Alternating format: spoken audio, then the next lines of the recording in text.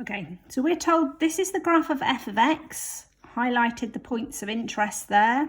Sketch the following graphs using a separate set of axes for each graph. In each case, you should indicate the coordinates of stationary points and points of intersection of the graph on the x-axis. So y equals 3f of x.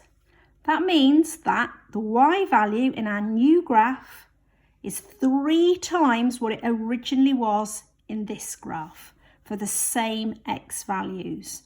So basically we multiply all of the y values by 3. 3 times 0 stays, 3 times 0 stays, 3 times minus 1 is minus 3.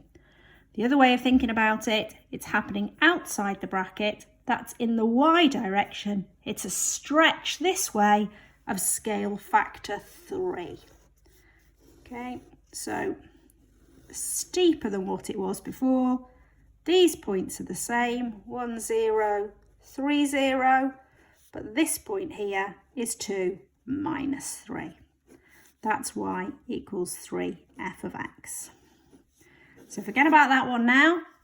B, go back to this graph, y equals f of x plus 5. To get an equivalent y value, to get these 3 y values, we need to be 5 less of the x value. Okay, or the other way to think about it is the plus 5 is happening inside the bracket, which means in the x direction, and when it's inside the bracket, it's always the opposite to what you think it's going to be. It pushes the graph this way 5 places. So if I move it all across, it's all going to be over this side of the 0. Okay, that is going to be minus 4, 0. This is going to be minus 2, 0. And this, take off 5 from there, is minus 3, minus 1. Okay, and that's y equals f of x plus 5. Nice, easy question. Very similar to the GCSE style questions. Number 13. Okay, we've got to have the proof that log to the base a of xy equals log to the base a of x plus log to the base a of y. So we always let that was it. I'm trying to think of my mnemonic then. Little Ryan always uses red scissors. Little Ryan always uses red scissors. L is let. So let P equals log to the base A of X and Q equal log to the base A of Y.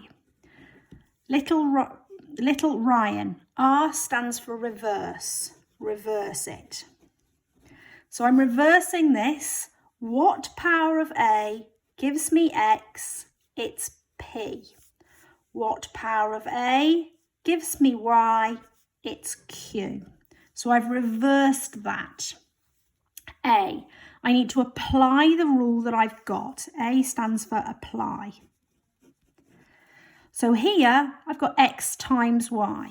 So let's look at XY. X was A to the power of P and Y is A to the power of Q. Use, U for use our rule of indices. Our rule of indices is that we can add those. XY equals A to the power of P plus Q. Little Ryan always uses red scissors. The R stands for reverse it again. So instead of writing this in indices, we write it in logs. So what power of A gives me XY? It's P plus Q. And then S, we sub back in. So sub back in my P and my Q. So log to the base A of XY equals log to the base A of X plus log to the base A of Y. And we've done our proof for our logs. So mnemonic to help you remember, Little Ryan always uses red scissors. Let, reverse it, apply it, use it, reverse it, and sub back in. That will help you to remember how to write that. Okay, B. We need to express this as a single log. So,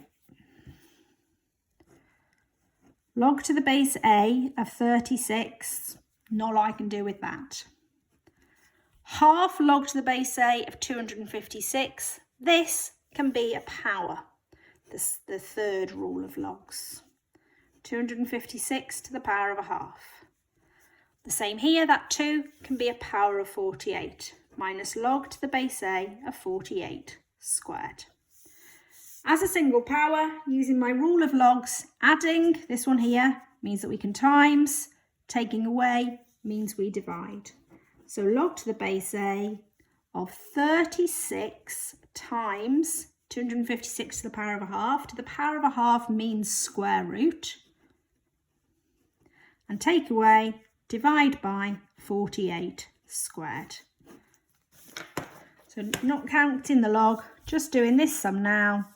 36 times root of 256 divided by 48 squared is a quarter. Log to the base A of a quarter. And I've written it as a single power. Okay, let me just get that call.